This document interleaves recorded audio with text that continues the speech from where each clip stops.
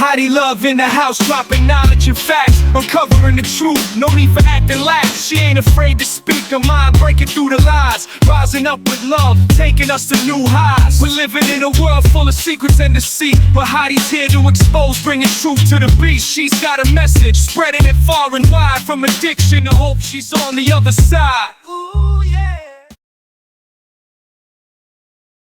Sure. I truly believe that John Dee was a huge basis for the so-called Reformed Egyptian that Joseph Smith had, because I have a photo of it and it's so similar that it is. And so I didn't know anything about any of this stuff. I was just a mom, like an ex-Mormon lady. And then I started studying John Dee, and I was like studying the parchments of Joseph Smith. Have you ever seen those? Is that like the white salamander writing thing? No, this is a real thing, and it's occultic as all get out. And I'm like, I'm going to figure this out. So I started studying like crazy, and I think I might have almost figured it out. And I don't care. Like, I'm not one that, I don't care what people do. I don't belong to any church anymore or anything like that. I just believe in God, you know? Same. And, but they lie. That's what pisses me off. They lie to people. Sure. And that Yeah. makes me mad. Raised Catholic, Yeah. so believe me, I You understand. get it. Yeah. It pisses you off when you find out all this stuff is a lie. And then, you know, it's wrong. My dad was kind of always telling me that. My dad was like kind of, I don't know, he was agnostic, and I found out when I was an adult, and we talked about a very little bit, that he was a Mason, and my grandfather was a Mason, and my great-grandfather was a 32nd degree Freemason back when that meant something. Right, right. I'm like the first male in my family, probably in the past 5 or 6 generations, to not be a Mason. So, okay, gotcha. Him saying bad stuff about the Catholic Church makes perfect sense. And of course, I don't. Yeah. I think Catholic Church is the heart of darkness. The Mormonism to me is like dark Luciferian, whereas the Catholic Church is like Molochian as can be. Yeah, No, I feel like it's definitely occultic, because like most of the people that get out of the church, they don't talk about it if they went the whole way, like to the temple. And I'm not that girl. I will tell my tale because it hurts people. This is hurting people. Stop it. You know, religion just hurts people. There's quite a bit of Masonic stuff in the Mormon Church. My friend, one of my best friends for ages, I've known him since 2004, so I guess 20 years now. He was in the Mormon Church, and his uncle was like the living prophet. So I mean, he was, like, connected to the upper echelons. And he's like, well, one thing is the garments that you have to wear to go in the temple, or you're not even to remove them from sex, if I understand correctly, have the compass and square. Oh yeah. Like what? I wore them. I wore them forever. And then the bowls with the cauldron thing for the baptizing the dead, like that alone, that actually looks more and feels more Molochian to me, because it's got that bowl symbolism right there, the Taurus. And the age of Taurus is when the Kali Yuga began, was during the astrological age of Taurus, and that's when Moloch seemed to arise. So. Yeah. Well, and then the people that they put in the bowl is not grown-ups, just so you know, they're kids. Kids do it, which is so Molochian. It's not even fun. So they have kids in there with a dead body, or they have kids. They are working by proxy.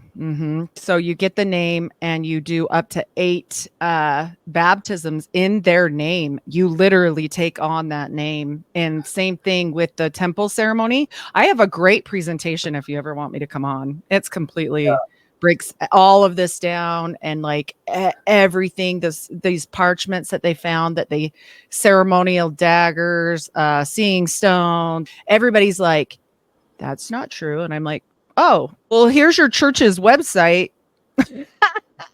And then they don't know what to do with that. Yeah, totally. And I mean, the thing is like, I obviously am totally okay with and believe in theurgic magic is fine, but that's not what these people are doing. That's why they're secretive about it. It's a lot. Well, they're mixing theologies. Yeah. They're mixing like occultic stuff with actual magic, and then they're not. How do they know what they're doing? Like Babylon working stuff. Like they don't know what they're doing. I don't believe they know what they're doing or doing it correctly. You know, I don't. The higher up in the church, you think, don't know? I think if they do, that they've made it. I think probably what, in my guess, just a guess, is that whoever appeared to Joseph, they want to say it's an angel, but it couldn't have been an angel because it was a dead guy, because he had lived before here. So now we're not talking about an angel. Angels never had a body. So I think something tricked him. I think whatever he channeled, he did it wrong. And he's always like, you know, talking about, he wore a Jupiter talisman and it has like intelligence of Mars on his ceremonial dagger and like all this crazy stuff. But like, I don't think he knew 100%. So I think he filled in what he didn't know. And I think he may have got himself in trouble. You know what I mean? Like, and that would have carried on because he died. There was no time to learn. So I don't think they had that knowledge fully. You know what I mean? Yeah, I'm not sure. That's interesting. I mean, you know, you have John Dee over there, and I personally think that John Dee and Kelly like probably channeled fallen angels, not higher angels, or I feel the same exact. Or Kelly lied because he wanted to bang John Dee's wife. Well, the only thing is with that is it's so similar, right? To like Crowley saw AWAS and wrote a book and it's a religion, but there was, you know, his sexual stuff and then the Babylon workings and they switched up and he stole Marjorie Cameron and it became a religion. And then, you know, we got Gabriel talking to Muhammad and they're doing pedophilia and multiple wives. Same with Joseph Smith, multiple wives. It's all the same story, different people, but none of them knew each other. Well, to me, I mean, Crowley, in my experience, I will just relate to you my experience of working with angels. They have very Old Testament thoughts about a lot of stuff because they predate Abraham and the Abrahamic faith. My Archangel Michael is written about by the Sumerians. So these beings have a very different, they're similar to certain things from, I would say, Christianity and specifically the teachings of Yeshua, but where they differ is like, in my experience, they don't care that much about sexuality, like say outside of marriage or whatever, or multiple partners. The key is consent. Right. And what I see in the case of all those people you rattled off is a lack of consent and a lack of honoring of free will. Pedophilia, obviously pure evil. But with the John Dee Kelly thing, to me, what's striking about that story is that John Dee didn't want to do it, and neither did his wife. The angels would never tell you to do something that would immediately be like. That's what I always say. That's what I always say. They would tell you to do good works and to own your shadow. I mean, they're always, you know, they're always pushing me to basically better myself and be a better person. I will say their sexual mores specifically are very different from modern monogamy standards. They're basically like. They're basically just like consenting adults, no exploitation, no lying. So like lying on a dating profile would be on a spectrum of don't do it that goes all the way up to, you know, assault. Right? It's the same range because you're attempting to curse someone through dishonesty or power or whatever. And that's kind of like where the rubber hits the road. And I think what is called Enochian, there is something like that the Celestials have, but I believe that Enochian is actually the language of the fallen angels. I did I think you're right. I have studied. I think you're 110% right, and I've never heard this before from stuff. There's actually an interesting thing where a guy gives this story that he worked like in Black Ops and Defense Intelligence Agency, and he wouldn't say where it was, but they had to go and they had to do a retrieval of a super advanced spy plane, and his job was to get all the data off the computers. And this story just rings as super true to me. It's very strange. So he goes to this ship, right, that's been downed, and they get in and they're all doing, and they're rigging the whole thing to explode and be destroyed, and he's pulling off all the data off the computers and uploading a virus to destroy the computers, right? Because it sounds to me like maybe it crashed in eastern Russia and he just can't say that, Siberia someplace, like a spy plane got shot down or I don't know what, right? But it was like, it was one of these space plane like sounding things from the way he described it. It had all this matte black. Anyways, I'll give you a link via email afterwards. Awesome. But he goes to the computer. This is where, and then everything gets insane after this. He goes in the computer and he sees the language and he's like, what the fuck is this? And he's going to the book, and up comes one of the scientists who were all behaving very weird. He was on the military side, but they also had civilian contractor scientists that came with them onto this, and the military guys had no clue what the scientists were doing, but the scientists were acting super weird and spooked the entire time, right? Like very weird. So the scientist put his hands on them and he says, you're not going to find that language in your book. Wow. And he goes, what are you talking about? And he said, that's Enochian. That's an ancient demon language. Yes, I think you're right. I think you're right. I think he's wrong about demon. I think it's fallen angels. And the fallen angels, I will tell you, the fallen angels are nastier except for the very lowest of the Qliphoth. With the exception of, and this is weird, Lucifer is reasonably neutral, strangely. The other angels that followed him are much way worse, way darker. Well, that's what the Kabbalah guy said. I talked to Dr. Justin Sledge. Do you know who he is? I do, and I'm not sure what I think about him, but I know exactly what you're talking about. His knowledge, though, is chef's knowledge. His knowledge is unparalleled.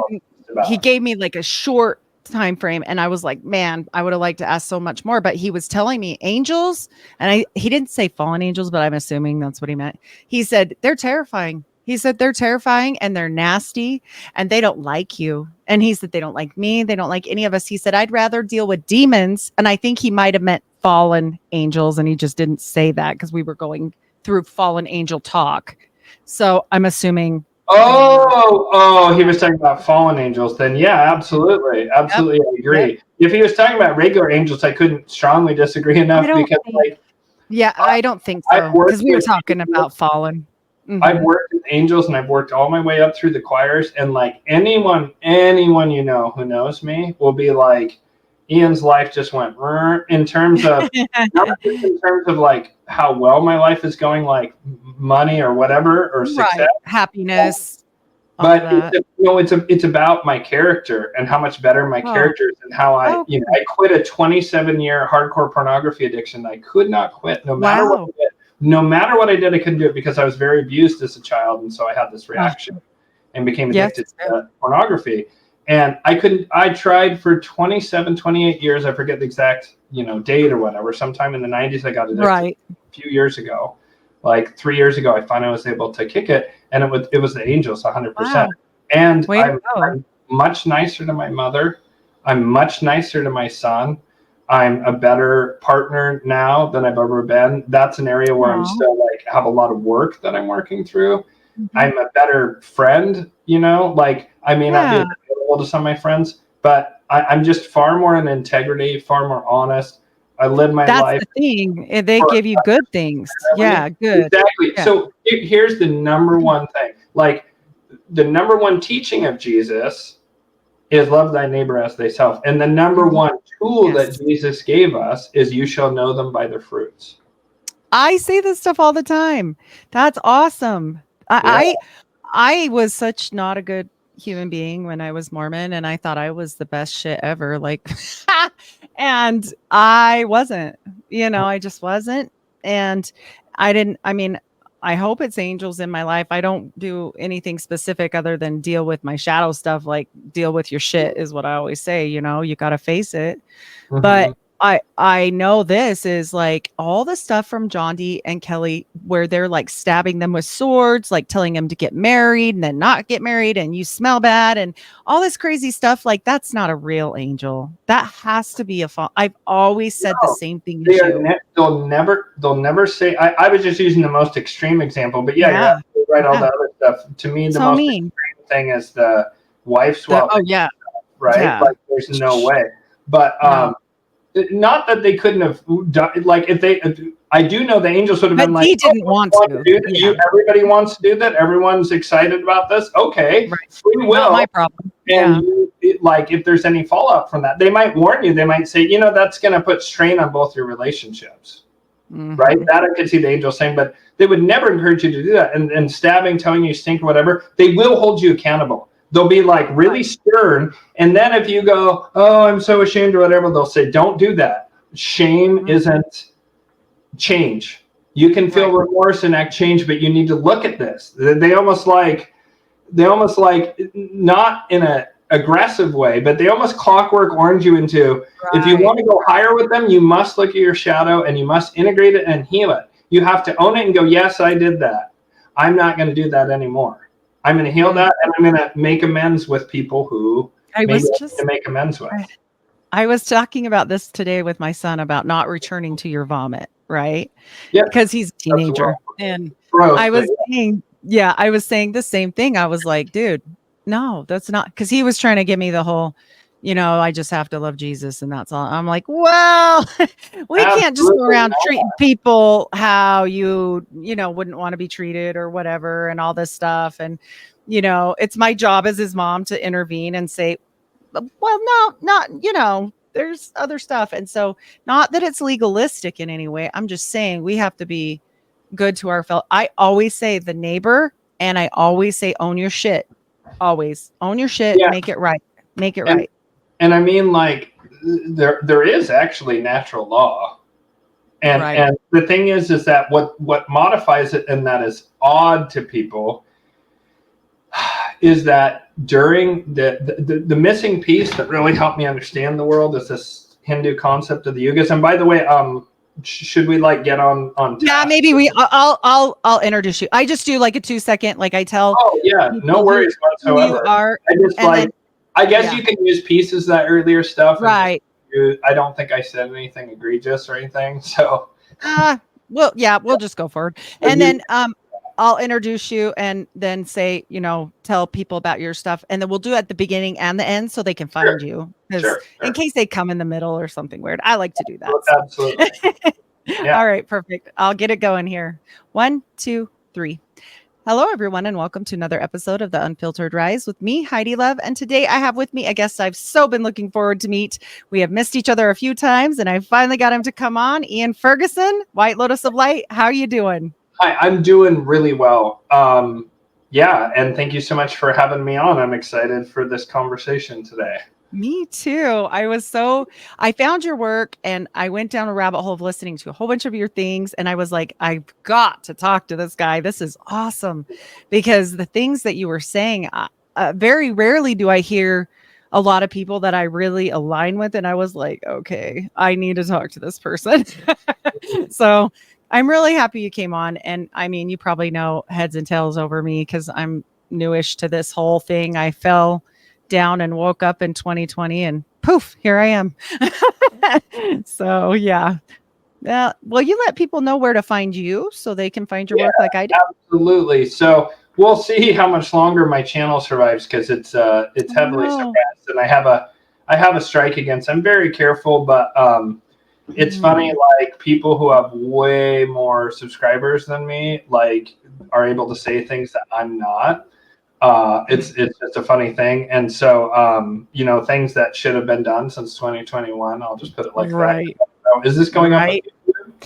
I like to try and put it, I'm like you, and I also have had a strike already, and I'm very relevantly small on there, which is silly, but Spotify, I've got a lot of followers. So yeah, awesome. Yeah. And I'm slowly moving over to Rumble, but you can find my videos on YouTube, and eventually they will all be on Rumble and BitChute as well, but I don't know when that's going to happen because it's a very laborious project. Oh, it is. Oh my God. And so I also have whitelotusoflight.com, and then I have a Patreon. And so, I do a podcast that's about the sort of the intersection of geopolitics, economics, and the esoteric or occult, I guess would be the best way to describe, and deep history.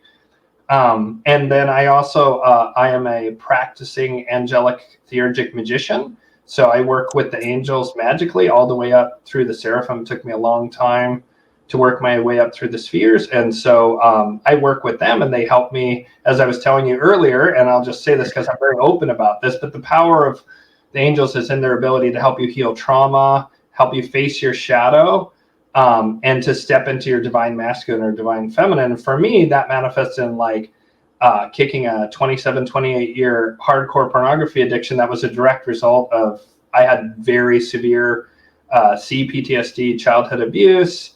I actually was in a pedophilia ring when I was a kid. I was pulled into that. And so that's something that I've worked through and healed. And that's part of why I had that addiction to pornography. And the angels helped me to kick it when nothing, literally nothing. I tried many things, nothing else would. And I'm just Yeshua, Jesus said, you shall know them by their fruits. And we were talking about John Dee and Mormon Church and stuff. Like different spirits are influencing those individuals in the church. But Yeshua said, you shall know them by their fruits. And he was talking about people, but it also works with spirits. And I'm just a much better person, a more charitable person, loving, confident. I'm still working on healing, but the angels have helped me more than anything else. And so I teach angelic magic class. In fact, I'm starting one right now this week. I don't know when this goes up, but I'm starting the 19th, and people can start up to a week after that. I also, I'm a practicing Vedic astrologer, so I do the astrology of ancient India. And that's a bit different than Western, which tends to be focused on spirituality and personality. Vedic is about karmas and the unfolding of karmas. And one of the things I talk about a lot on my channel, which comes from Vedic astrology, I also teach that. I'm launching a class on that as well, which you can find both of those on whitelotusoflight.com. But in my studies of Vedic astrology, I learned of this concept called the Yugas, which is very, very important. And I think it's something that's very, very useful as a frame. And that is that we have this 26,000-ish, it's about 25,800 year cycle of the precession of the equinoxes, where the Earth's wobble to where on basically March 21st, you'll go through every single sign will be rising at dawn on the ecliptic on March 21st. And it takes about 25,800 years for this to do this. Well, the angels, when I started working with them, they started giving me prophecy, and they gave me clairvoyant visions. And we'll talk about the Luciferian Molochian thing, which is like an unbelievable key they gave me. But they also said that in 2025, this great cycle was going to end. And they said, and you call this the Yuga system, and the Kali Yuga is coming to an end. And I was like, wow, I feel like 2025, I heard that someplace. And then I remember that I read this article several years before by this man named Bibu Dev Misra, and I don't have his book handy, unfortunately. But he had pinpointed the same date, and the angels even further clarified it was March 21st. And Bibu Dev Misra has only recently discovered that it's March 21st when he rectified these calendars from these various different ancient accounts. He was able to lock in when the different yugas happen. And this yuga, the yugas work like this. There's a metal associated with it. In the case of the Kali Yugas, there's always a descending Kali Yuga, then an ascending Kali Yuga or Iron Ages. Then there's an ascending Dwapara, Bronze Age. Then there's an ascending Treta Yuga, Silver Age. An ascending Sat Yuga, Golden Age. A descending Sat Yuga, Golden Age. You notice how that mirrors the Kali Yuga, right? And then a descending Treta Yuga or Silver Age, a descending Dwapara Yuga or Bronze Age, and then it goes all the way back around with the descending Kali Yuga. Okay. And so during the Kali Yugas, it's a time of terrible strife and horror. And in the Hindu cosmology, we reincarnate. And I'm of the personal belief that we reincarnate. I'm of the personal belief that's even in the Bible, when they said that they asked Jesus, well, for the Messiah to be here, doesn't Isaiah have to return? And he says, oh, yes, but you know him as John the Baptist. So he literally says John the Baptist is Isaiah reincarnated. And he kind of like that one didn't get snipped at the Council of Nicaea like a lot of other stuff did that talked about, God in various different ways and having a direct relationship to God. And so reincarnation is really important to understand why things work the way they do.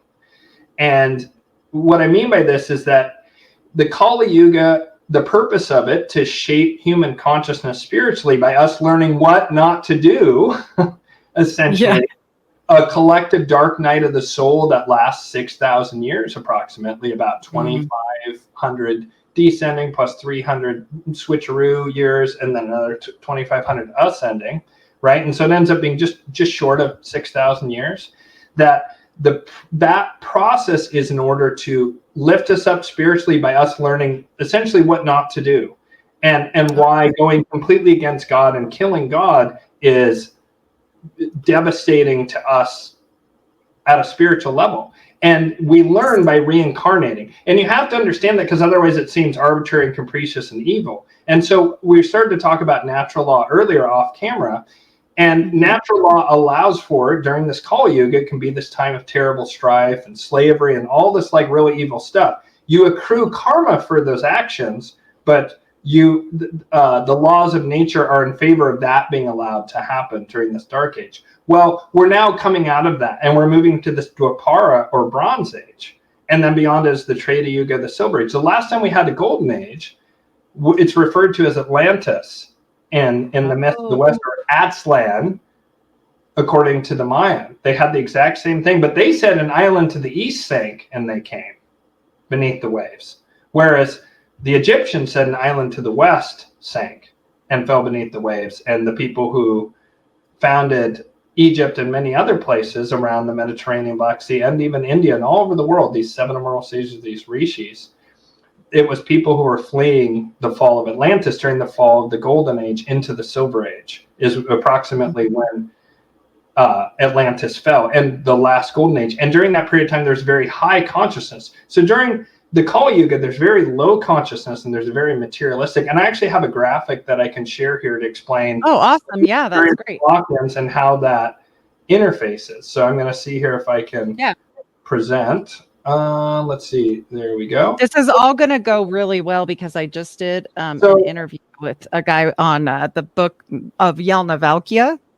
And this will make a lot of sense with some of the things I learned in there about Atlantis and all the things you're mentioning. So that's interesting. So that's awesome. And so this is a graph of this concept that Angel Shop taught me, a Molochian, Luciferian, and Most High, and that interfaces, I've since learned, with the Yugas. During the Kali Yugas, we're stuck in this.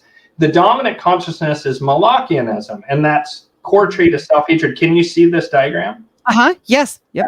Great. And so some of the things that are unique to the Molochian level of consciousness is the hive mind, dead materialism, slavery. They love enslaving people, chaotic duality, you're either with me or you're against me, parasitism, right? Like a lot of banking practices, insurance practices, things like that. Epstein-style harm of children is the very lowest, and I emphasized it because it stands in opposition to innocence being protected at the top. Physical torture, might makes right, material stagnation for humanity. That's what the Molochians love, and you can see this kind of during the Dark Ages. It was very dominant in Europe. All this horrible stuff. People were throwing poop in the streets. I mean, it's ridiculous. Oh wow! And so then you have where the Luciferian consciousness and the Molochian consciousness cross over with one another, right? And this level of consciousness, where this is right now there's something that I call the shadow war, though it's not going to be in the shadows much longer. This fight between this Luciferian consciousness and the Molochian consciousness. Luciferian consciousness, core trait narcissism, Molochian consciousness, core trait self-hatred. Where they cross over is they both like conquest, they both like hierarchy, they both like competition, they both like desire for power, and they both are very ruthless and totally wanting to kill, right? The difference is that Molochians like a hierarchy that's based on nepotism and top-down control, and monopoly, rather than meritocracy, right? And competition that isn't rigged, but where the best rise to the top. The Molochians like competition within each other, but they generally like to rig it. They don't really like the boat to rock too much. The Luciferians have all these like very low vibrational energies to them, but they also at the part of Luciferian consciousness that then separates from Molochian consciousness and is unique to the Luciferians. There's this idea of enlightened self-interest, that if we're all kind of looking after ourselves, and we have rule of law over man and meritocracy, and we honor contracts, something that the Molochians are incapable of. They do might makes right, rather than law and meritocracy. If in the structure of rule of law over man, meritocracy, and the honoring of contracts, if everyone acts from enlightened self-interest, a rising tide will lift all ships. Oh, okay. So in a competitive capitalist market, that's Luciferian. This parasitism where nothing is actually created, like in a lot of the banking and the insurance models, right? And where might makes right, breaking of contracts, things like that. Contracts don't apply to us, human trafficking, things like that. They don't like meritocracy. They don't want to honor contracts. They want to just blatantly break the law when it suits them, right? And you see this very much in politics right now.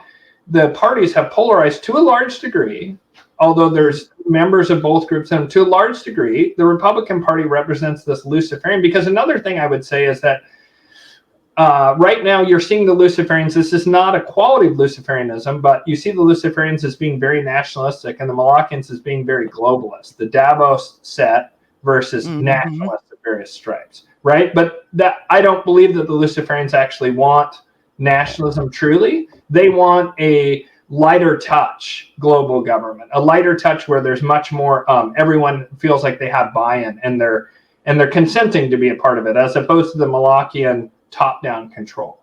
So you see there at the top of the Luciferian consciousness, there's the cooperation, advancements in the arts and sciences, spiritualization of humanity, liberty and free will, improved material well-being of humanity, right? And that's where the crossover is between the Luciferian consciousness, and you would probably see this in the Silver Age, right? That's the crossover between Luciferian consciousness and Most High consciousness, the God that Jesus spoke of, which, by the way, is not the same as Jehovah and Yahweh. Okay. You'll notice Jesus never used those names. He said the Most High and my Father. He never says Jehovah or Yahweh, because those are war gods. Those are different Middle Eastern gods. They are not the god of those are not the gods of the angels, but they pretended to be them.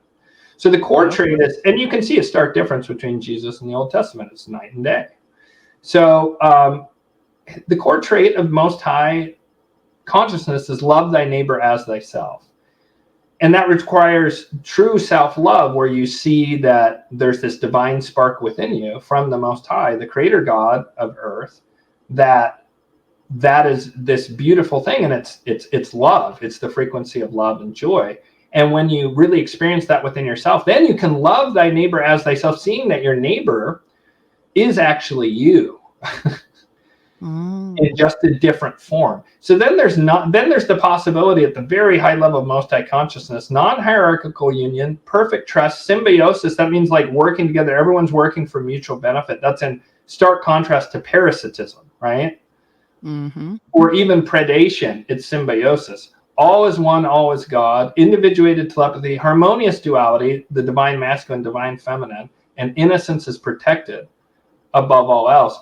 And so these three consciousness levels are experienced by humanity as we go through the Yugas. During the Golden Age, the dominant consciousness is Most High consciousness.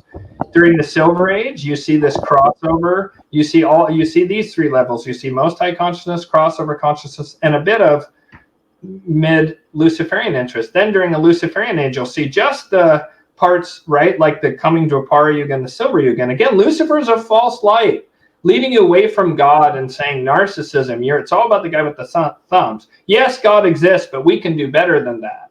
We can do not forced transhumanism of a brain chip that controls your every move, but hey, if it gives you an edge, become transhuman. Hey, if you want to work better, then become transhuman. And we want to raise the material well-being of humanity and advance technology in the arts and sciences. And you see this schism between Molochian and Luciferian consciousness really begin to emerge. There's a few different thrusts of this Luciferian consciousness that start in ancient times, like in ancient Greece. You see a bit of it. And then you see it again during the Arabic Enlightenment, where they were doing eye surgery in Baghdad around 800, 900 AD. Right. So there was a period of time where weirdly Islam was where the art and science was being advanced, because at the same time as the Dark Ages in Europe, and it was just terrible. Right. They had baths and stuff, and we were taking a bath a year in Europe. Right. It was very much under this Molochian consciousness. In fact, in the Roman Republic, you see the Luciferian energy also. That's another ancient example of it. But it devolved into the Roman Empire that became very dependent on slaves and conquest, and just became very, very dark. It devolved into that. And that's what usually has been happening, is that this Luciferian consciousness will pop up and then it'll either be suppressed or it will devolve back into Molochian consciousness by being corrupted by that again. So where you see it really starkly is in Renaissance Venice under the Medicis, specifically with the translation of the Hermetica, is what completely changed European history. And at the same time in Venice, you have this very nasty Molochian consciousness of the Venetian bankers, the Venetian black nobility, who, by the way, can trace back through the Roman Senate, back down to Tyre and Carthage, and before that, Babylon, Acadia, and probably back to Samaria. I haven't been able to trace it beyond Babylon, but there's linguistic stuff that's Akkadian, and it goes Acadia, Babylon, Tyre. And they had this concept of Babylonian money magic, and they were doing usury before Abraham was born. I want to say that again. They were doing usury before Abraham's people were enslaved by them, and became then what we call the Jews, basically during the process of the enslavement, kind of to some degree crystallized that Jewish identity. And then you have things like the Babylonian Talmud, which is a quite dark Molochian text, versus the Torah, which is much, much better. But it comes out of that Babylon. And then you have the Jews after the third uprising. I forget which Roman Empire, perhaps Tiberius, I forget which one it was, but he brutally repressed the Jews, destroyed the Second Temple, basically wiped them out. After the second uprising, the Romans said, if it ever happens again, we'll just kill all of you. And they tried to wipe out the line of David, and they basically, it's sometimes referred as the first Holocaust. And most of the Jews who were the original Israelites were wiped out, except for the Sephardic Jews, the Nizarene Jews who had fled up to kind of Iraq, Iran, and the Sephardic who had fled to basically Portugal, Spain area, and then the Ethiopian Jews. But most of the Jews of the Levant were wiped out there. Some of them then went up to Italy. And then where you have a big influx of modern Jews is in the group that's called Ashkenazi Jews. And their character is that they are primarily people who mass converted to Judaism, who were in a kingdom called Khazaria.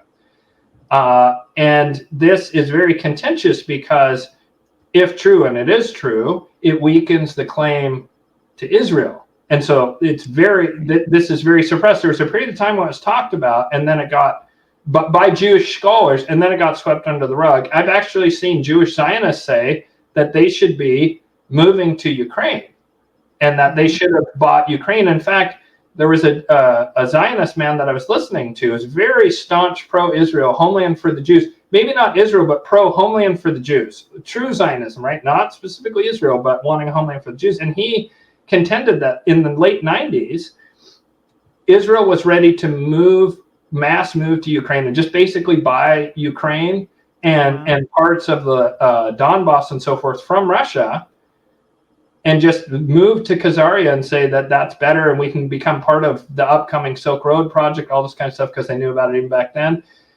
And then all the Caspian Sea gas and oil reserves were found, and then it was taken off the table. And I cannot remember this guy's name to save my soul. It was a thing I listened to years ago, and I was able to verify some of what he said.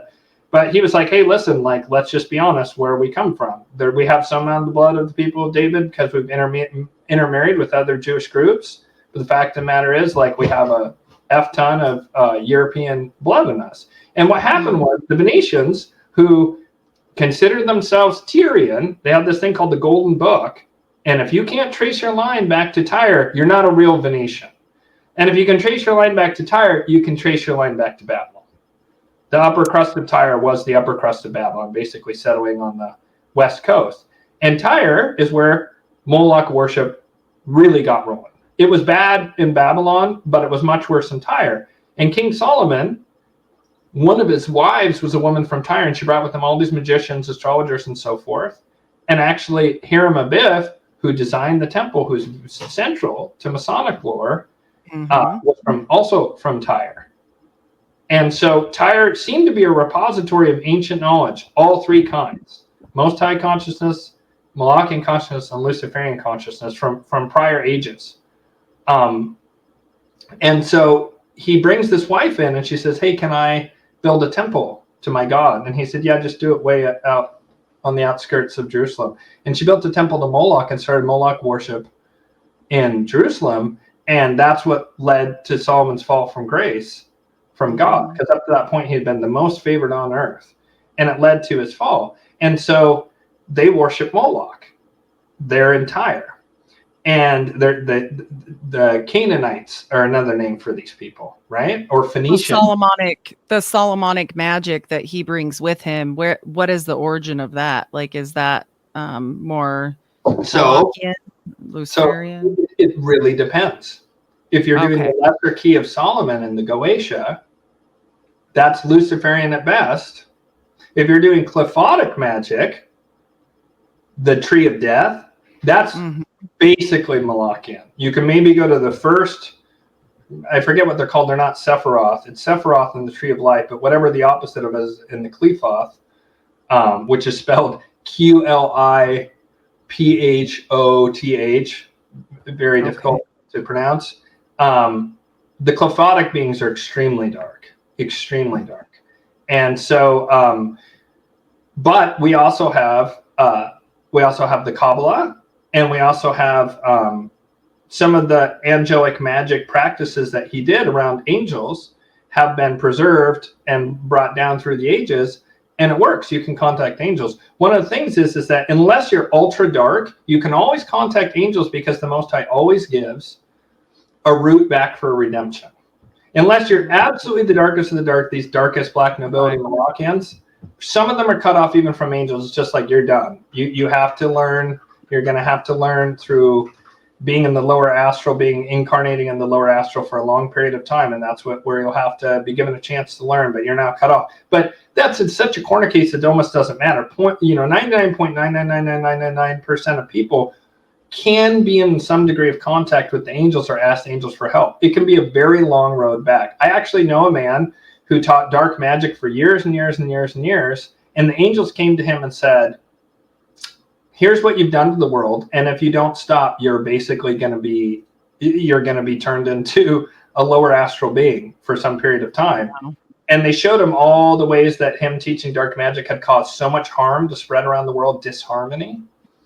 And he has a very long road to go to make up for that. I fortunately was in a much better place. So when I started, I was able to just ascend upward.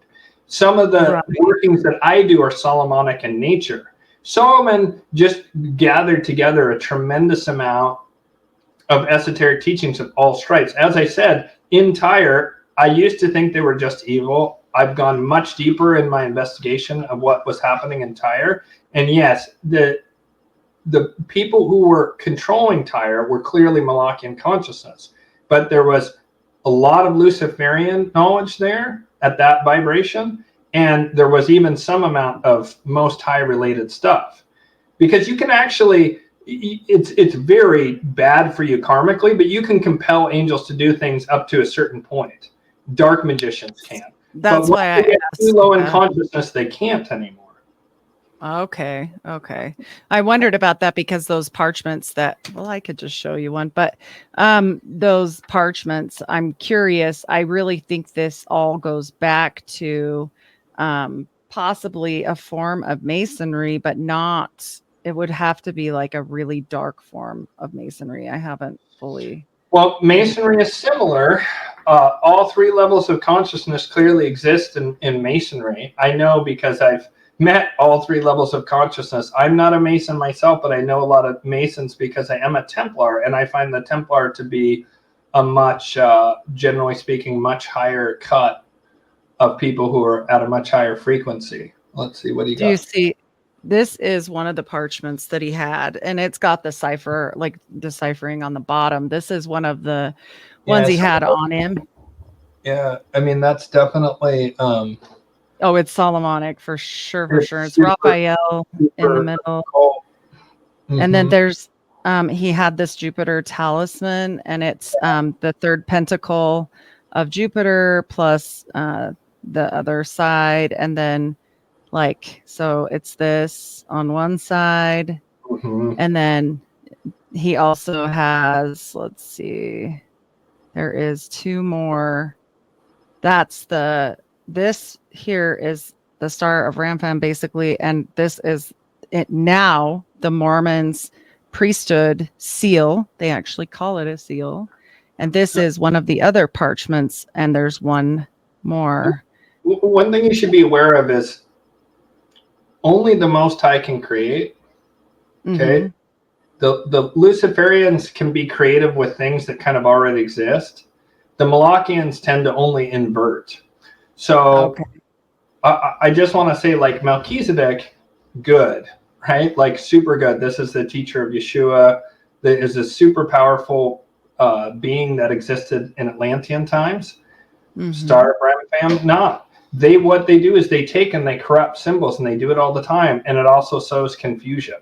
And people don't understand what they're looking at, because most people's, good magic tends to have been stamped out historically, whereas evil magic is allowed to run amok. Like, if you go and you look up about angelic magic, right? I can tell you, I teach it, you're going to find very limited information. Angels, regular, just low-level angels, no problem. Archangels, there's some stuff. You start looking at the principalities, the virtues, the powers, the dominions, the Ophanim, cherubim, and seraphim, there's very little scant information. And it's because during the Kali Yugas, the vibration and consciousness of humanity is very attuned to the lower astral. And lower astral power structures and people influenced by the lower astral are the dominant force on Earth.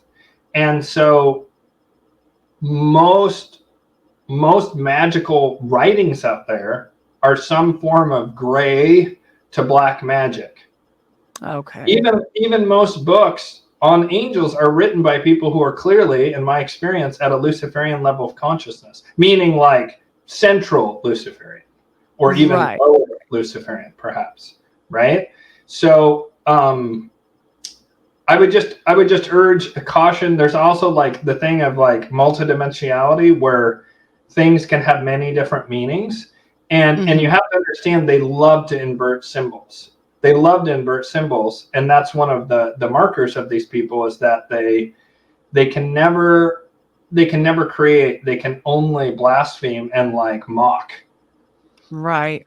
And a lot of their rituals are inversions of good rituals. They're almost like a reversal of all the stuff of what would be white magic.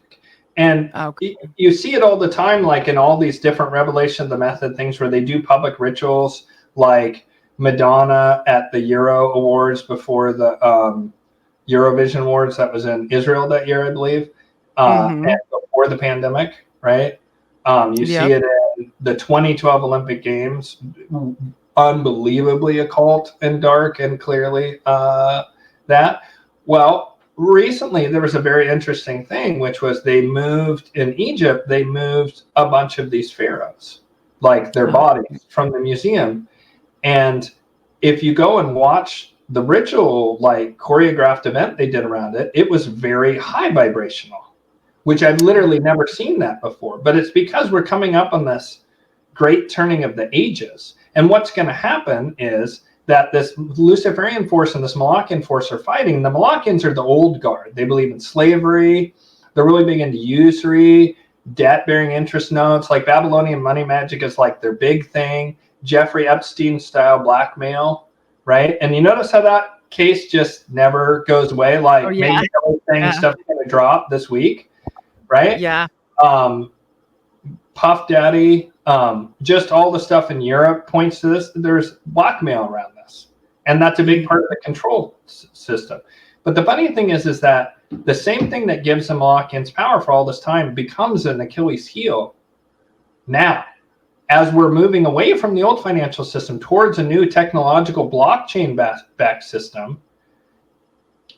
It becomes an Achilles heel. They have to make that switch over, and they know it. But that's when this Luciferian consciousness has very high levels of technology, and it's now coming to the fore, and it's coming to power now. because it's the season of the Luciferians. It's no longer the season of the Molochians.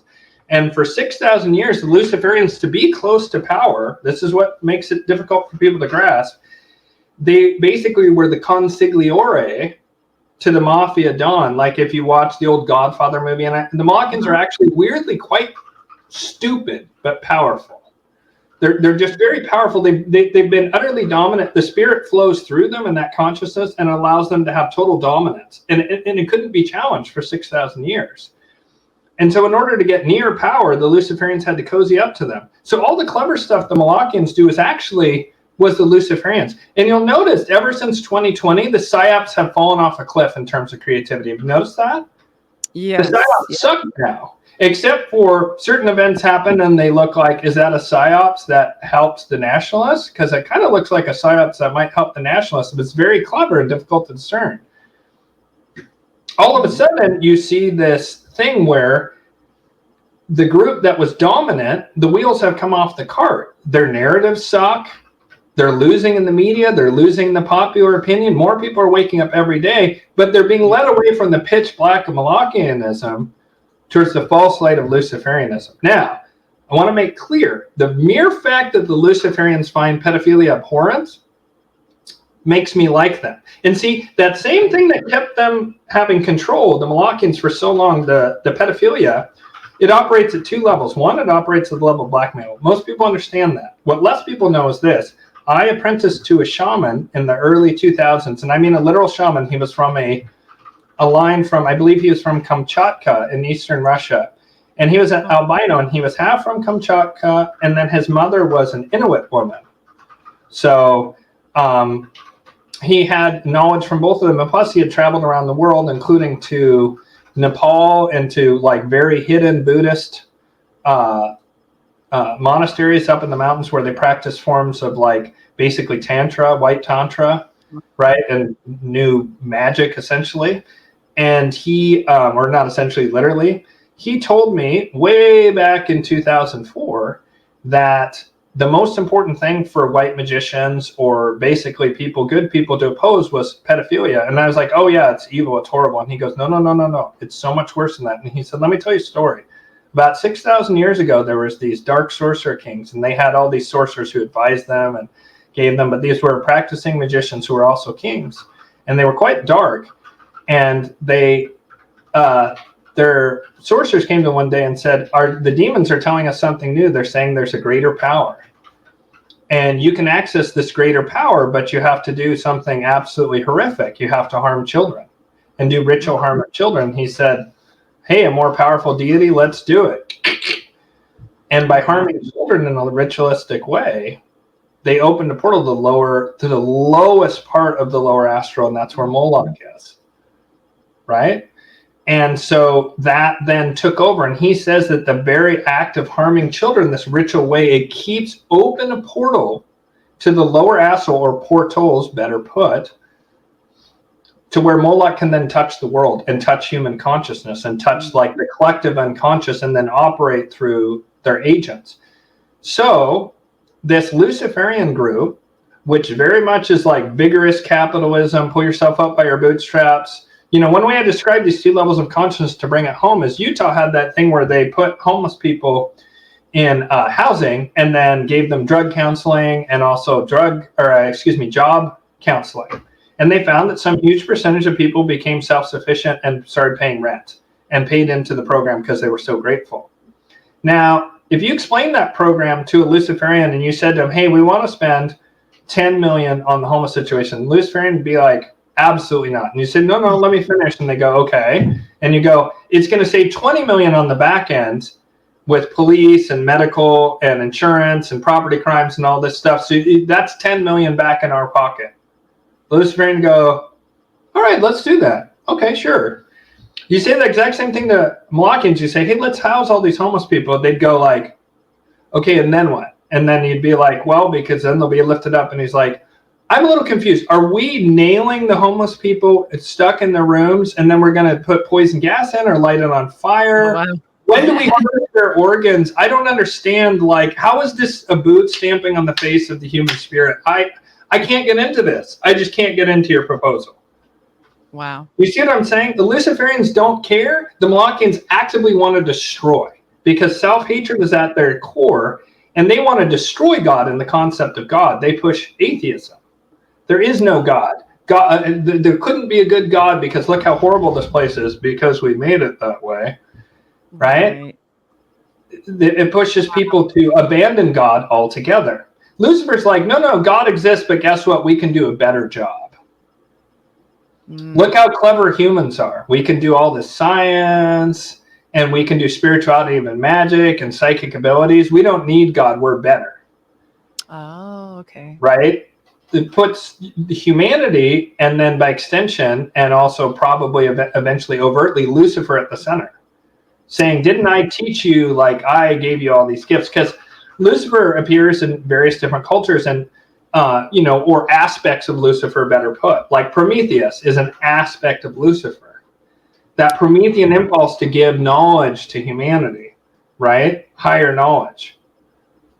And in the Bible, it even talks about how the angels gave astrology and magic and so forth to the people, right? During that era that has the Nephilim, where the fallen angels interbreed with humans.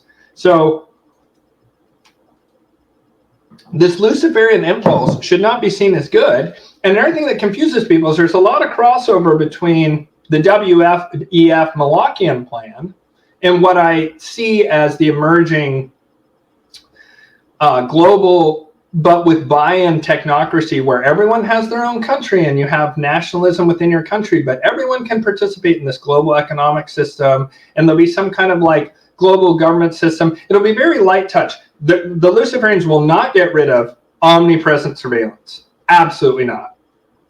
Peter Thiel, who I sometimes call the Luciferian, right? Who's J.D. Vance's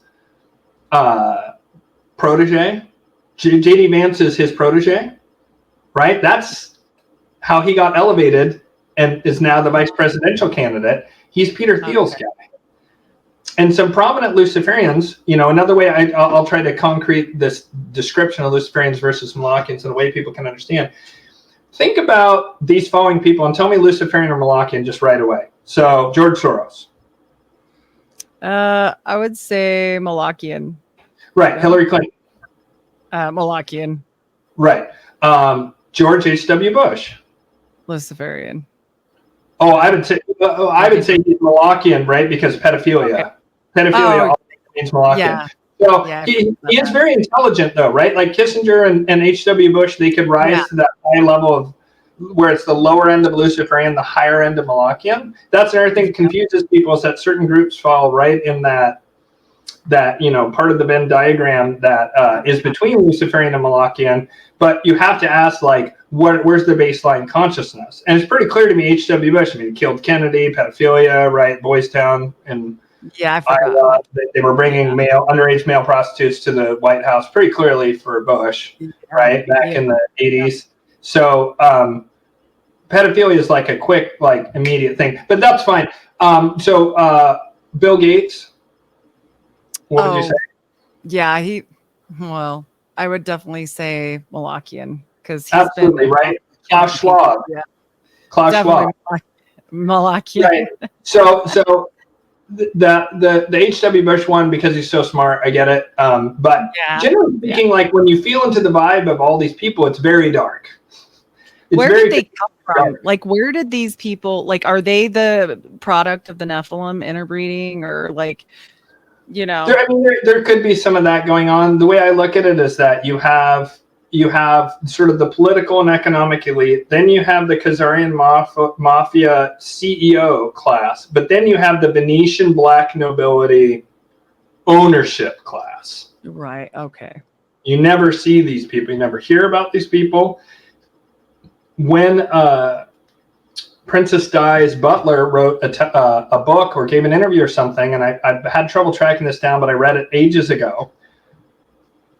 The biggest secret, according to that butler, was that Di was never supposed to speak about was how the House of Windsor and the Queen Elizabeth, had to go down to Italy, and I'm not going to say the name of this family because the names are what'll get you in trouble. Yeah, but I think it's like it's a pay one, right? We will just say that, like money. Well, that's funny. That family gets, like, it's interesting. They get a lot. like on my radar more, but no, it actually starts with Pow. Okay. And it's very Italian sounding. This this family, she had to go down and kiss the ring of this family because the Windsors are under the auspices of that family. Some of the mafias are under the auspices of other families. And I talk about this a lot in my channel. It's already up, but I don't want to get your channel additional negative scrutiny. Gotcha. The point is that that's the true ruling class.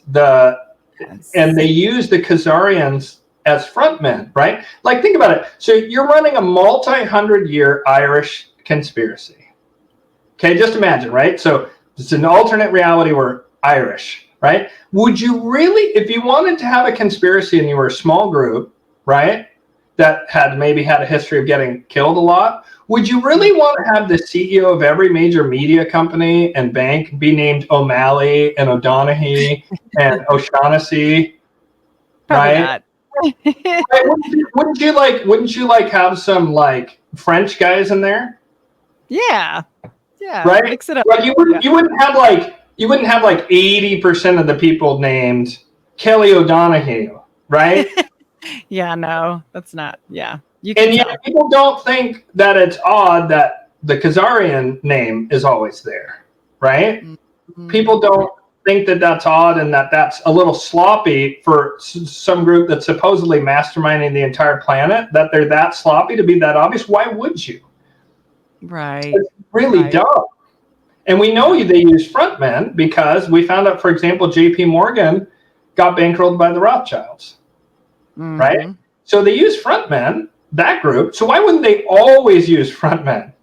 Right. Yeah. Right? It doesn't make sense. Well, what happened was the Pope banned usury around 1200 AD, or it was 1100 something. I forget the exact dates. I have it on my channel on it. But the Pope bans usury at almost the exact same moment that the Kievan Rus, who were what became the czars and the modern Russian state, they destroyed the Khazarian Khanate and created something called the Pale of the Settlement, which was very similar to a Native American reservation for Khazarians, right? Who had mass converted to Judaism back in, 600 something AD. So the Russians destroy it, create this Pale of the Settlement. So this starts the beginning of a migration into Italy and Eastern Europe and Germany and so forth of the group that you would call Ashkenazis. It's very contentious. They don't like this at all because, again, the Israel thing. Right. And the real reason they don't like it is because the Khazarians had been taking orders from a group called the Radhanites, who were down in Babylon and been in Babylon since ancient times. And they also converted to Judaism. Right. But they were telling the Khazarians what to do, and they controlled the Silk Road up there. So when they were already a useful group, that Babylonians, right, who all know each other. The Babylonians know the Tyrians, the Radhanites knew the Tyrians and knew that they were up in Venice now, and they worked together because it's the same group. And they decided when the Pope banned usury for Christians, they can't really come out and say, hey, we worship Moloch, right? No, say that, probably not a good idea. Even they would get in trouble, even as much power as they had, they couldn't openly say that. So they had to remove themselves from banking, but they're not going to stop banking. They had been bankrupting Proto-Europe for literally centuries after the fall of the Roman Empire, the Western Roman Empire. They just kept bankrupting European nations. As part of the reason the Dark Ages lasted so long was the so-called toads of Venice, these bankers, the Rialto. They just did nasty stuff constantly. So they suddenly can't do their main gig because the Pope is trying to pull power into the Vatican. He's trying to destroy the power of the Venetians. So at that exact same moment that the Pope bans usury for Christians, all of a sudden, these Khazarian court Jews appear all throughout the courts of Europe, taking over the exact role that the Venetian bankers had. Well, look at that. Then a couple hundred years later, there's this thing called the War of the League of Cambrai, and it happens right around 1500. And the Venetians get this close to being completely wiped out by like the French king and the Pope and some others who were just tired of their bullshit. In that moment, they realized they had to go even deeper underground. They managed to bribe their way out of it, get out of it, and they liquidated all their assets.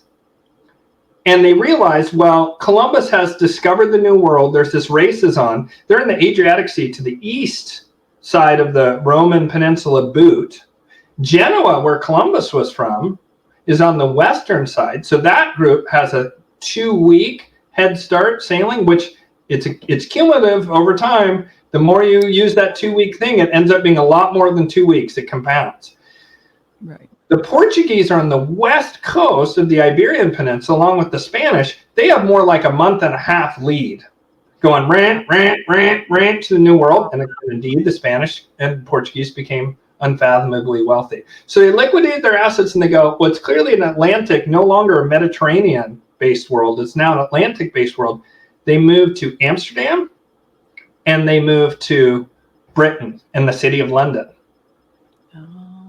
Right around the time of your boy John Dee, actually, and Queen Elizabeth. That's why the English suddenly, after being a backwater that people always tried to conquer it because they were annoyed that they couldn't consolidate all of Europe under one banner like Charlemagne again, they would try and conquer England periodically, and like the Normans did, Battle of Hastings, 1066. But it was kind of like nobody kind of gave a shit about England for forever. And then all of a sudden England's like, guess what? We rule the world now. Just out of nowhere. If you read The Merchant of Venice, Shakespeare had to be careful because the Venetians were in there big. And if he says the Venetians directly, they might kill him. But he hints at it with The Merchant of Venice and the character of Shylock and usury and insurance themes. People take that as an anti-Semitic play. It's actually not. He's pointing to the Venetians as close as he can without getting killed. Right.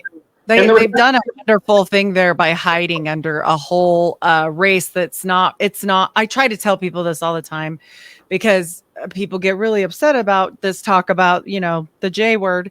And I'm like, no, that's not what I mean. I don't mean like people from like where Jesus was. I mean this and you try and explain it, but sometimes it's hard because it's so intermingled now.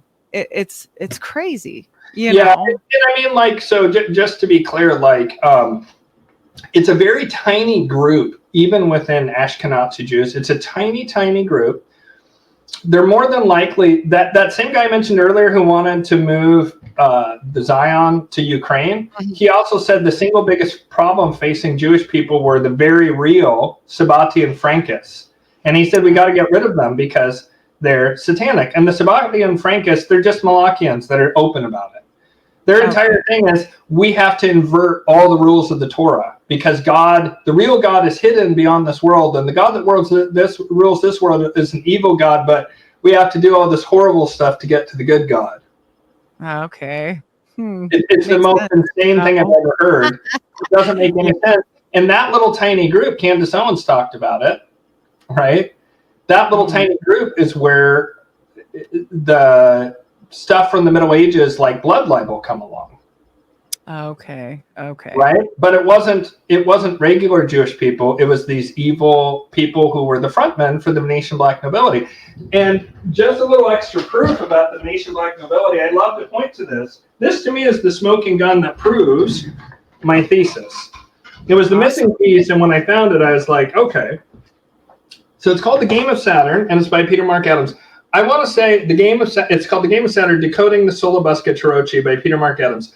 I want to recommend people be really careful reading this book. It's very dark. It's talking about an active magic relic that is extremely powerful, the Solabusca Tarocchi, which is a Molochian initiatory deck.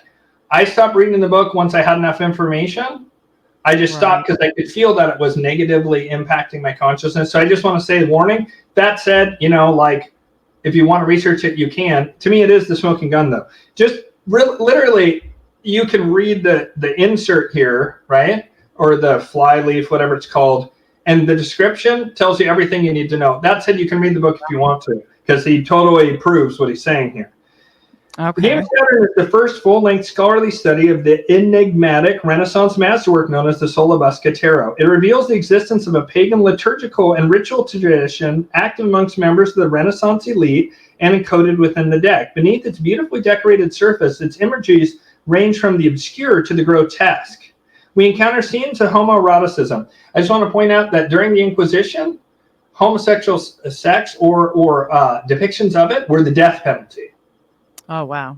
Just like usury became the death penalty, and that's why but only for Christians. Jews could do usury. They were allowed under this papal bull, right? Mm-hmm. So we encounter scenes of homoeroticism, wounding, immolation, and decapitation redolent of hidden meanings, violent transformations, and obscure rites. For the first time in over 500 years, the clues embedded within the cards reveal a dark Gnostic grimoire replete with pagan, theurgical, and astromagical rites. Careful analysis demonstrates that the presiding deity of this cult object is none other than the Gnostic demiurge in its most archaic and violent form, the Afro-Levantine serpent dragon Baal Hammon, also known as Kronos and Saturn, or the lower aspect of Saturn, though more notoriously as the biblical Moloch. Now listen to this next part carefully, and it points to what I talked about, that these people can't create anything. They can only invert. Conveyed from Constantinople to Italy in the dying years of the Byzantine Empire when the Turks were about to roll it, right? The pagan Platonist George Gemistos Platon sought to ensure the survival of the living essence of Neoplatonic theurgy by transplanting it to the elite families of the Italian Renaissance. Within that violent and sorcerous milieu, Platon's vision of a theurgically enlightened elite mutated into its dark shadow, a Saturnian brotherhood operating within a cosmology of predation which sought to channel the draconian current to preserve elite wealth, power, and control. This development marks the birth of an illumined elite over 3 centuries before Weishaupt's Illuminati.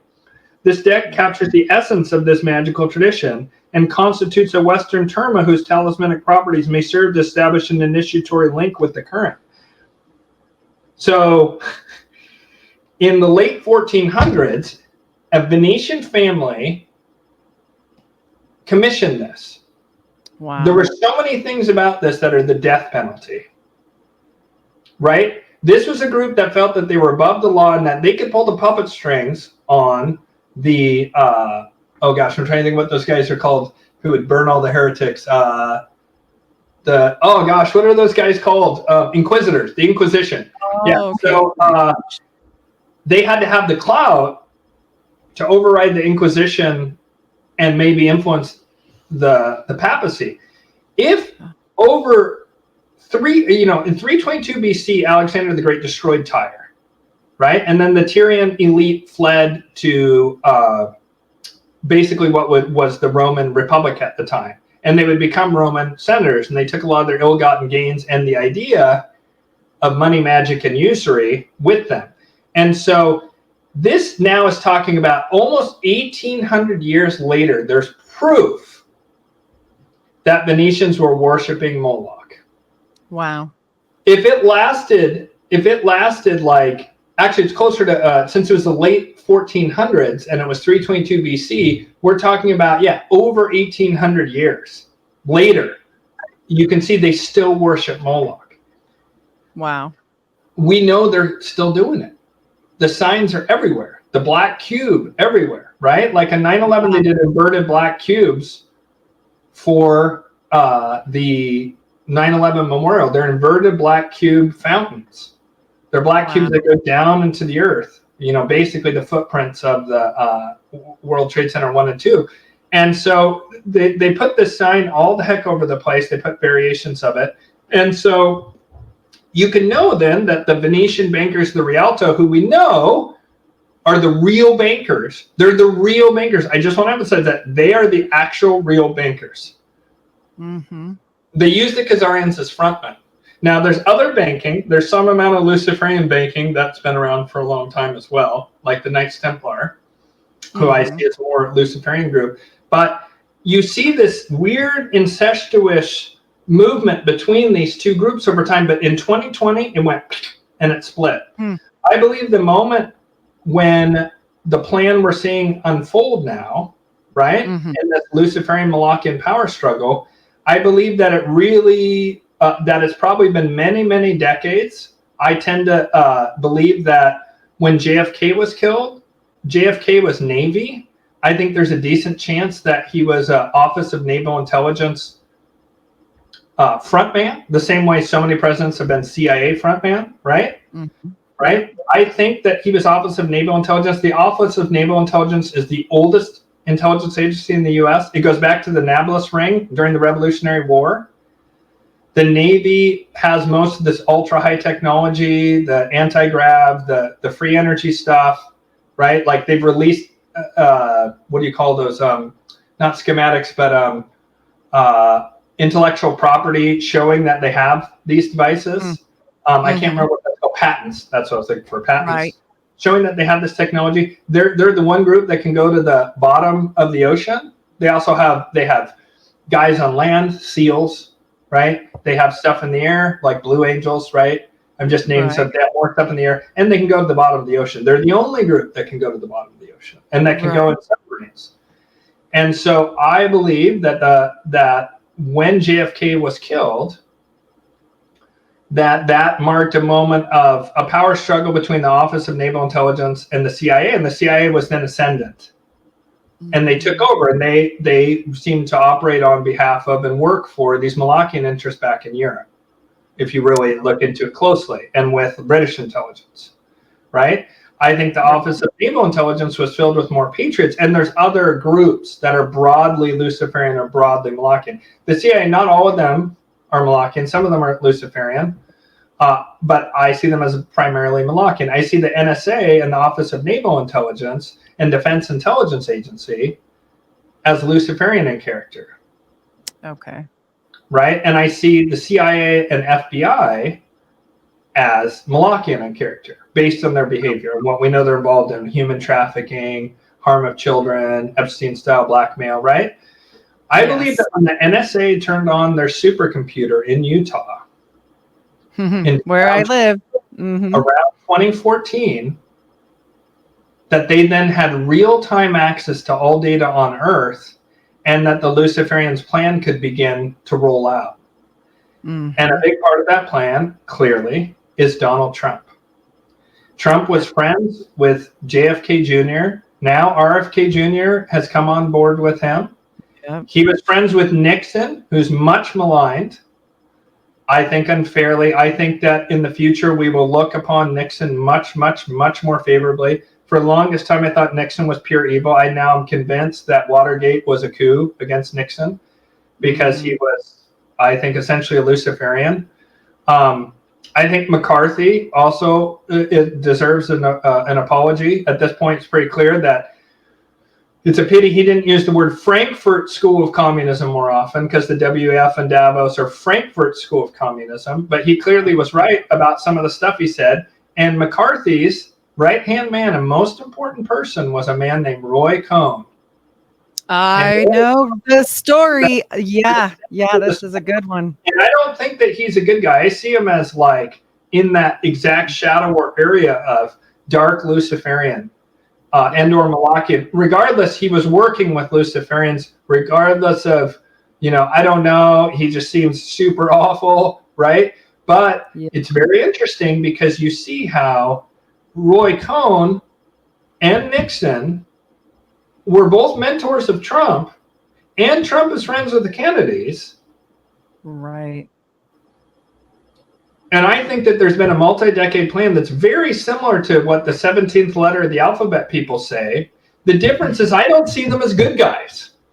If you see them as Luciferian, as you see them as this false light that is willing to use propaganda, is willing to harm people to reach their goals, they'll do less harm in the long run than the other group, but they're willing to do anything to win, pretty much.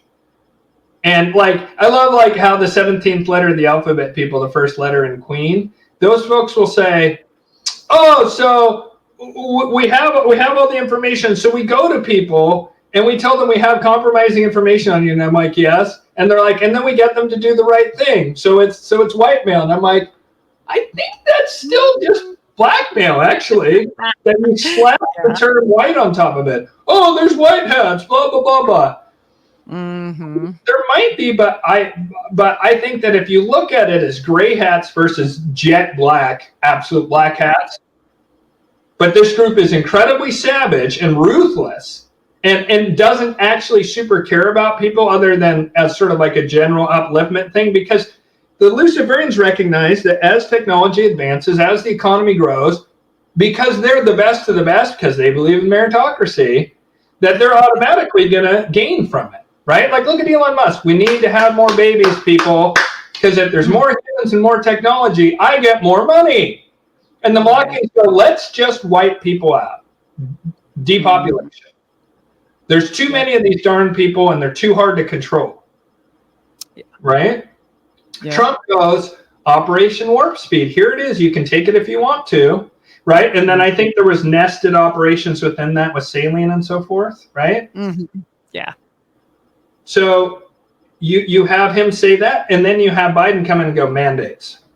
Mm-hmm. Yep. You see the difference between those two? The Luciferians are always like, if you're clever enough to figure out what we're up to, you deserve to do well. Good for you. I also describe Luciferian versus Molochians like this. If you're gambling with a Luciferian, you're going to notice, wait a minute, this guy has aces up his sleeves. Like, he's counting in the deck. He's marked cards. He's bent.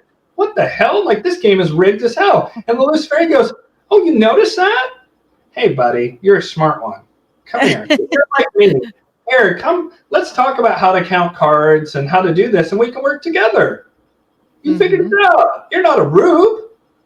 You're a smart guy. Come on in, right? You go to a Molochian, and they put the deck on the table, and then they just put a pistol on the table and go, well, I mean, we can play the hand if you want, but I'm just taking your money, and I'm probably just going to shoot you in the dick out of spite.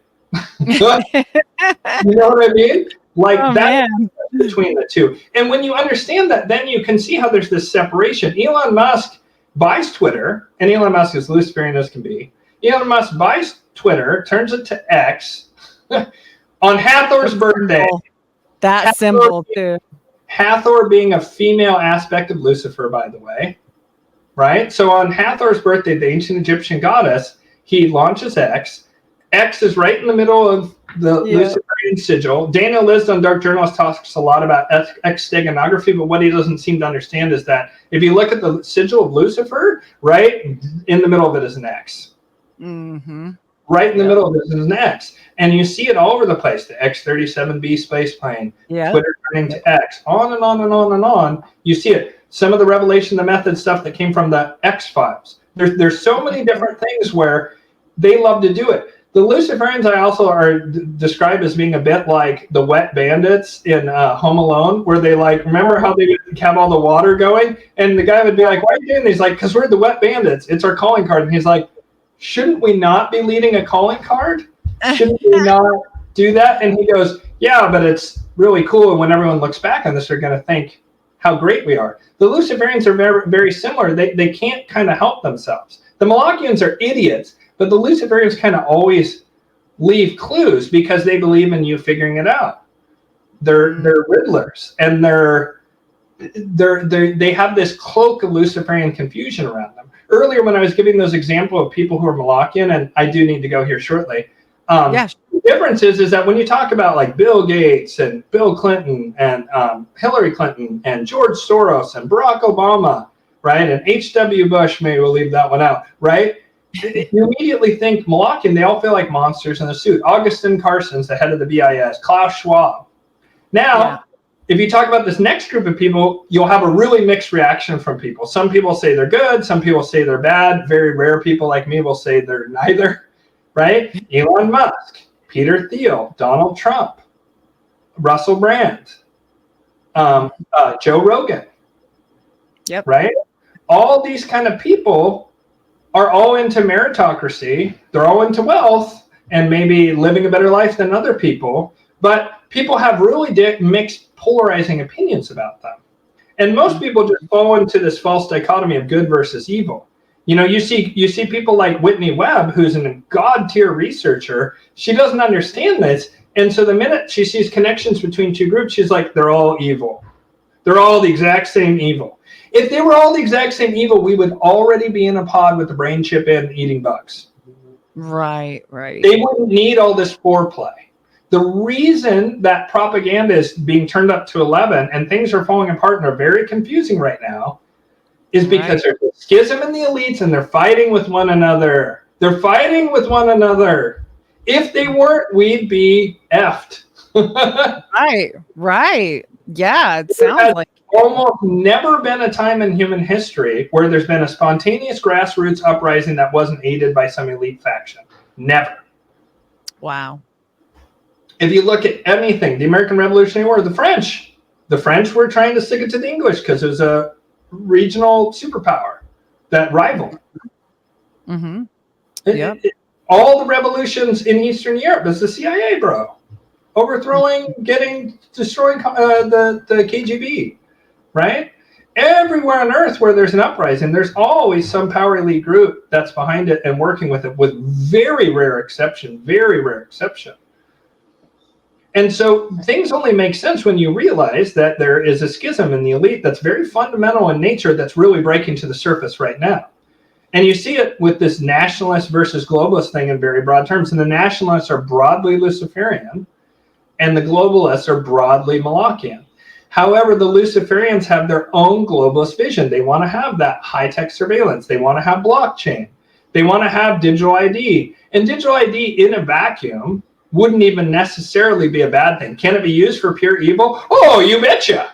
Does it make sense to have it when more and more of what we do is online? From just a point of view of like, wouldn't it almost be worth it to get rid of spam and to get rid of dealing with bots online and passwords? It would almost just the convenience. See, that's how the Luciferians will get you, is the convenience factor, right? Yeah. They'll get you to buy into the stuff and they're like, you consented. The Molochians don't care about that, though. And so there's going to be this light touch, technocratic, very high-tech order, the very sophisticated people who are taking over from a group that relied very much on brute force, slavery, and fear and blackmail to run things. So what do you think we're in for? Sounds like you already know who's going to win the election, kind of, from this prediction. Well, I mean, it may appear at first that the Dems win. I think that the really key period of time is from the election to about March 21st. And I think after March 21st, it'll be definitive that the Luciferians are winning. And I think it'll even be before that. But, one of the things they've said is that they might just declare Donald Trump an insurrectionist on January 21st, kind of a reverse actual for real J6. Jamie Raskin, the congressman, said this like openly. So they may do, there's all kinds of shenanigans that can happen between now and then and will. And so I do need to get going, but hopefully that gives a sense of this Molochian versus Luciferian and the shadow wars. I'm sorry for talking so much. It's so much material because it's so that's what I wanted. I wanted to hear it and hear what you had to say, because I really appreciate your work. And I think more people need to understand this, like, as a whole, so that we know what's happening and the Kali Yugas and everything. And so I know that guy that you spoke of was on My Family Thinks I'm Crazy. So there's an episode on his name I can't say. Dev Mitra? Yes. Yeah, so I have his book handy. Go ahead, keep talking. I'll just look for a second. If anybody wants to check that out, just to kind of explain more about the Yuga cycle, even further. Or I have interviewed him twice on my channel. You could also. Oh, you have? Oh, awesome. Yeah. Even better. So just go to Ian's site and check that out, because it explains a lot. And I think it's really important for us to have like that knowledge, basically. Even if too. And I think it's right on the money. And he even has like physical components of why that might be, like the active galactic nucleus puts out a vibration of energy that then causes our sun to put out a vibration of energy. And we're entrained to the Earth's magnetic field, which responds to the sun, and the sun responds to the central sun, or whatever's at the center of the active galactic nucleus. And so he has a whole theory of why it happens from a physics point of view, which I think is really fascinating. Yeah, so it's white for the light. Words. Sorry. Any last words for people? Yeah. So I'll just real quick plug my site, and then I'll say last words. So White Lotus of Light on YouTube, whitelotusoflight.com if you're interested in those classes. I also do high-level astrology business advising. That's one of the main things I do. But so you can find the classes, both Vedic astrology, Introduction to Vedic Astrology, and Introduction to Angelic Magick, on the website. And I also even have a sliding scale program. I'm blanking on the name for it. It has a really great name. Sacred Support Program. And then as far as final words, what I would say is that, there's a lot of darkness in the world, but I'm actually more optimistic and hopeful than I've ever been. And a big part of that is my work with the angels have really, really helped me. And what I would say to your viewers is, regardless of how they want to go about it, there's all kinds of different ways to do this, but the most important thing right now is working on healing our trauma, integrating our shadow, and stepping into either our divine masculine or divine feminine, depending on what we're embodied as, right? And once you do that work within yourself, you'll be able to automatically navigate through all the chaos of what's upcoming, because we are at the outer edge of the storm. You know, like there's going to be mass chaos for quite a period of time. It's wise to have food, water, medicine. But the other thing, you know, not everyone can have tons of food, water, medicine, and, you know, point and click devices to protect themselves. Not everyone can afford that, but everyone can do that internal work. And if you have more resources, get more resources, and then you can help people who are on a similar consciousness level and can form community and can work together, because we will have to work together and work in our communities more in these difficult times to come. And then, you know, a few years from now, things will be vastly better. 2027, 2028, things will be much better. 2030, things will be vastly better. It's funny that evil guys have that date circled on their calendar. Yeah. And they're actually right, but it's going to go a very different direction of what they think. And that part of it is that the plan, which is a Luciferian plan that they tricked the Molochians into taking on by lying to them, is going to really, like, the new Luciferian era really begins in 2030, in my estimation. And between now and then, there's going to be this huge conflict between these two groups. And those of us who are most high vibrating, you know, or aspirationally moving in that direction, because I certainly am not at the highest level all the time. Right. We need to do that inner work and find one another and start working together in local, tangible ways in our community. But if we don't work within and we're coming from a place of fear, we're going to make mistakes and we're going to attract fear to us. We're going to attract anger and violence to us. Yes. Doesn't mean don't be naive and don't be able to protect yourself. Not what I'm saying. What I'm saying is if you do this inner work, you're going to be able to navigate through, regardless of how many resources you have. There's people who are going to have giant bunkers, billionaires, and they're not going to make it through what's coming. Right. Yeah. And I'll be adding all of your links in the show notes. I appreciate you so much. And it was just awesome. Thank you for the knowledge. And I appreciate you so much. Thank you. Thank you so much, Heidi. Take care and you have an awesome day. You too. Right. Bye. Okay. Bye-bye.